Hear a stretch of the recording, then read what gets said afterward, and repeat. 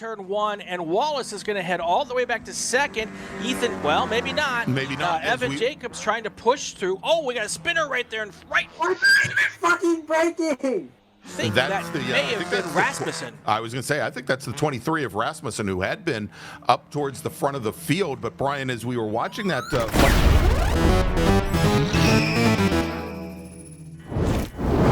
this is the car, this is the track, and this is a dog dragging his balls down the stairs.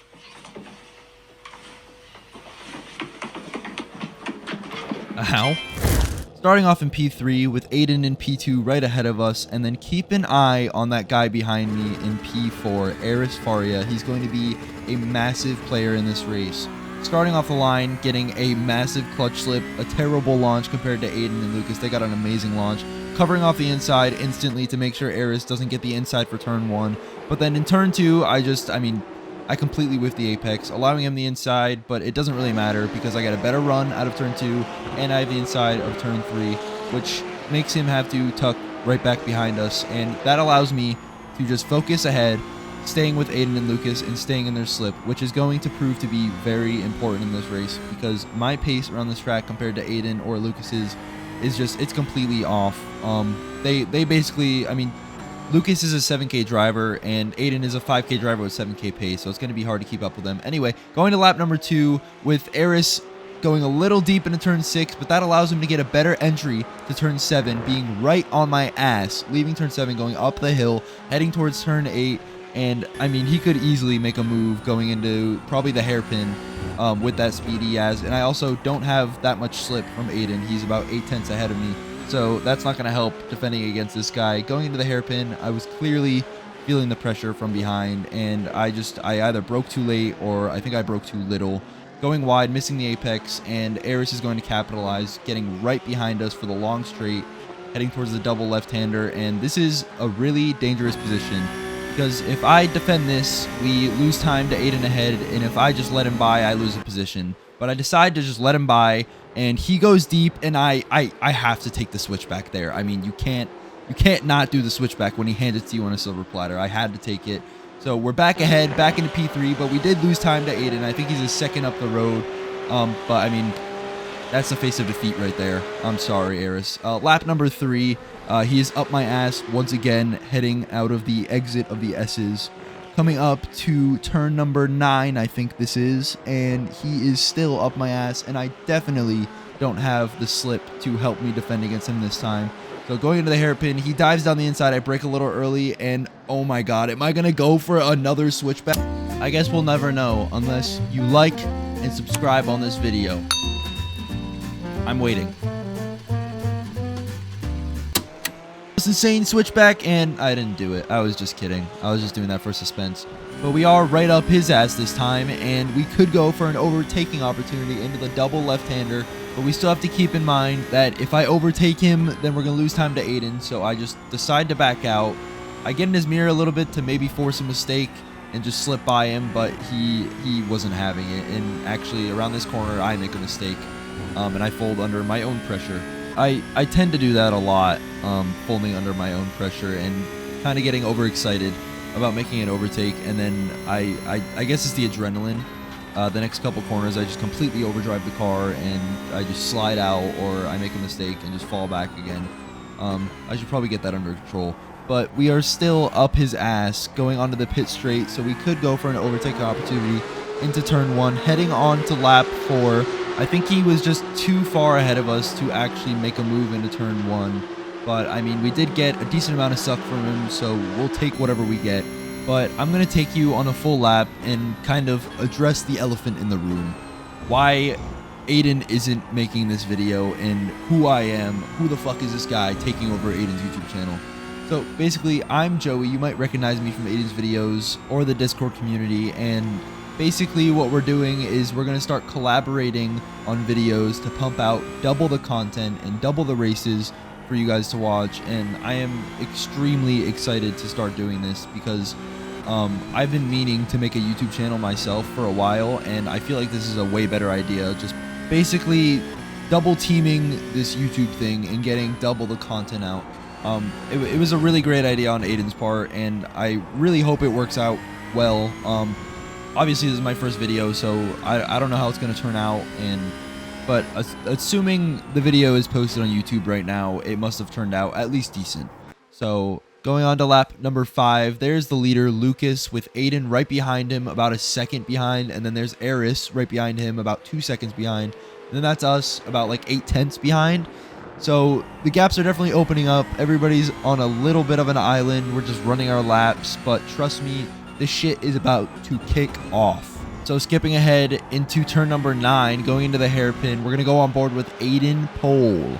He's going into the hairpin, and it looks like he brakes just a little too hard, locks his rear right, and then rejoins right in front of Eris. Eris recovers pretty well, gets right back on track, starts to go again. Here's my view of that. Aiden rejoining right in front of him, and then I get caught right behind Aiden as he gets knocked off to the outside. Me and Aiden are going to get caught behind Eris, about a second behind. Look at that. Look at those pretty liveries back there. You got to admire it. Anyway, that must have been scripted. Aiden must have been doing that because he knew his teammate desperately needed him to crash out the guy ahead of him. It must have been. But we're now behind Aiden, who is also behind Eris.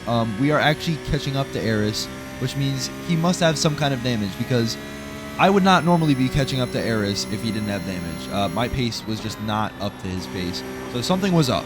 So we have to lock in and take this opportunity that Aiden just gave us and try to fight for second place. And Aiden goes a little bit defensive on that corner because I think he saw that I was trying to go around the outside there, which I kind of wasn't. I just broke a little bit later by accident, I think. But we're going on to lap 6, right up Aiden's ass. I'm going to decide to push him, but then we were in a VC and he told me that he had damage and he just wants to let me by. So he let me by, go on the inside of turn 1. And now our focus is fully on Eris ahead. I have to hit all of my apexes. I have to make no mistakes because this is going to be probably my only opportunity at P2. I am crossing my fingers that he has damage, because if he has damage, then that means I can actually keep up with him and actually have a chance at getting P2. Lucas in first place is 6.5 seconds ahead, so I think he's fully out of the question now. It's basically a battle between Eris, me, Aiden, and Yang in P5. But skipping ahead to the double left-hander, Aiden behind us has lost a decent chunk of time. I think he must have had damage, because he would not normally be going this slow if he didn't have damage, or at least cook tires from the spin. So basically we have no pressure from behind. We can focus fully on Eris ahead of us, and we are deep within the slipstream now, going onto the back straight, heading towards 130R. I don't know if there's much that Eris can do in this situation, because he doesn't have slipstream ahead of him, and I mean, I am just getting all of the suck in the world from him. So there's not much that he can do in this position. He can't really, even if he didn't have damage, it would be very, very difficult to outpace somebody if they have slipstream while you have nobody in front of you. So we have a pretty good opportunity here. Going on to lap number 7, I'm pretty confident this lap that we can make some moves, actually try to get close to Eris and start a battle for P2. And I mean, as much as I don't want the battle to be drawn to the people behind us, I kind of do, because Aiden has damage behind and I don't want to leave him hanging, you know? I mean, I'm going to be fighting for P2 and Aiden's going to be getting drawn back into the fight. It's a win-win. So into turn 7, Eris goes a little wide. He goes into the dirt, which means he's going to have to get off of throttle, which means we're going to have a massive run on him, taking the outside for corner number 8, and it's going to be impossible to make it work around there. We back out, which is the right move, because if we didn't back out, we would have been in the dirt ourselves. So we back out. Aiden is right back in the battle with us, and we are right behind Eris. This has become a massive battle for P2, and it's going to be a really hard one, because, I mean, overtaking in Suzuka is like one of the most impossible things to do. It's just, I mean, it doesn't have a lot of overtaking opportunities. Most of the corners are just really fast-flowing corners that, I mean, it would be really awkward to overtake in most of these corners. The only corners I can think of overtaking in is the hairpin, turn 1, the double left-hander. I mean, we hit a sexy-ass switchback earlier in it. But that, I mean, maybe the chicane that we're coming up to after 130R, but that's really about it. Eris is swerving on the back straight, and then he's going to defend 130R. I mean, we would never go for that move anyway, but he's going to defend it. So clearly he's feeling the pressure. We're going to go side by side through the chicane, hopping on board with Aiden, and can we make it work? Not really. Around the, or going too wide in the chicane is, I mean, that would be almost impossible. That chicane is very tight, and to make it work too wide, I mean, there would definitely be some kind of crash. So lap number 8, we have a massive run. We're right up his ass on the pit straight. He's going to defend it really hard. We're going to hold him tight the whole way down, going all the way to turn 1. We're going to open it up at the last second, go too wide through turn 1. We're still too wide through turn 2, and I just couldn't make it work. He had way more speed on the inside through there, so we're going to have to back out, settle for P3 once again, and stick behind him in the S's. He is overslowing, feeling the pressure through every single corner in the S's, and I mean, he is driving completely under pace right now, and I mean, that means he's going to be either feeling the pressure for the rest of the race from me in P3, or we're eventually going to have to overtake him, which is going to be very difficult to manage. So this is going to be a very, very intense battle from lap 8 all the way to lap 12. We have 4 laps to make this work, and that may sound like a lot of time, but I mean, out of those 4 laps, there's probably only like 4 corners total that we could probably actually make a overtake work. Going into the hairpin, I expect him to defend here, and he defends. He's overslowing on the apex, and we just barely managed to not hit him. We were looking for a switchback there, but I mean, he defended that pretty well, stopping it basically on the apex and not allowing us to get a really good run. But we still have the slip for this really long straight, both of these really long straights, the one before and after the double left. So going into the double left, we have to make sure we nail this to stay on his ass, and we open it up way more, so we should get a really good exit here, and we do. Oh, it's sliding a little bit. It doesn't really look like that affected our run that much because we are still on his ass, all 3 of us behind him. He's feeling the pressure. He's defending 130R once again, but he's going to tuck right back in because he realizes I'm not going to make a move there, and it looks like we can go too wide into the chicane once again. Aiden right behind us. Oh my god, he's overslowing so much on the apex. Aiden almost rear ends us from how much he's defending right now. We get a pretty good run on him onto the pit straight, and oh my god, I mean, it would be hard to believe if we don't overtake him in a turn 1 this lap. Lap number 9, he starts to defend once again. Are we going to hold him tight? Nope, we're just going to go all the way back to the outside, going around the outside for turn 1, making contact on entry. Oh, he's pushing us a little bit wider that time. He is not having it. He is being really aggressive on the defense, but I mean, he's keeping it clean, so I mean, props to him, but I mean, he's making it even more difficult to overtake him when it's already difficult enough to overtake at this track. So going toward the end of the S's, you could just see how much he's defending. He is overslowing on that corner. I just completely rear end him. That compromises my line for turn 7, and he's going to get a much better exit. So we lose a little bit of time, still only 3/10 behind him, 8 and 2/10 behind us, but I mean, with this slipstream, we should just gain it right back by the end of this lap. Going into turn 9 now, I am over pushing the car, just sliding out. Like I said before, when I get into a battle, the adrenaline just gets to me, and I just overdrive the hell out of the car, and I mean, it's not a bad thing, but it's also not a good thing for my tires. So going into the hairpin, he gets a much better exit, but we are still in his slipstream for this long straight and the long straight after it, so he is in a lot of trouble. He has to be feeling the pressure. I don't know if this lack of pace is from damage or if it's just from the pressure that we're giving him right now. Going into the double left-hander, he's kicking up dirt into our windshield, but we have a much wider entrance to the double left-hander, and going onto the back straight, we're going to go to the rear chase cam to see how much he's weaving. We're just going to follow him through the whole way around. Just follow everywhere he goes. He looks like he's going to slightly defend 130R. We're not going to overtake there once again. It's just too risky, but we might be able to swing it around the outside in the chicane again. Oh my god, dude. I mean, I know that move is just not going to work, but you can't just let it go when you have that much speed and not go around the outside and just attempt it and give him the pressure. Back in the slip again, side by side, holding him tight before turn 1 again, going out to the outside the last second, braking, and dude, I mean, it's just, he gets on the throttle mid-corner. He just pulled a Max Verstappen on me. It's just not possible to overtake this guy. He is defending for his life.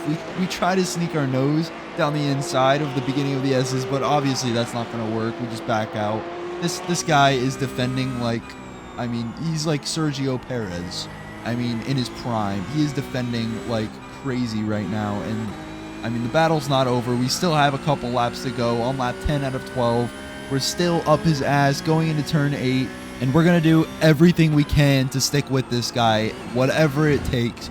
Taking me off track there, completely going off track, jumping over the curb, completely going off the track around that corner too, taking the curb, just keeping our speed up, staying right behind him to try to get an overtaking opportunity in the hairpin.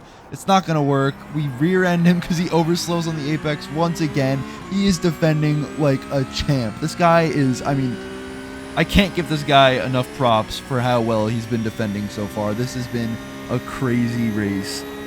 Going into the double left-hander once again, we don't have that much, we have a lot of space between us, so something is not going to happen here, but we do get a better entry once again and a better exit, and I mean, yep, he's going to swerve once again.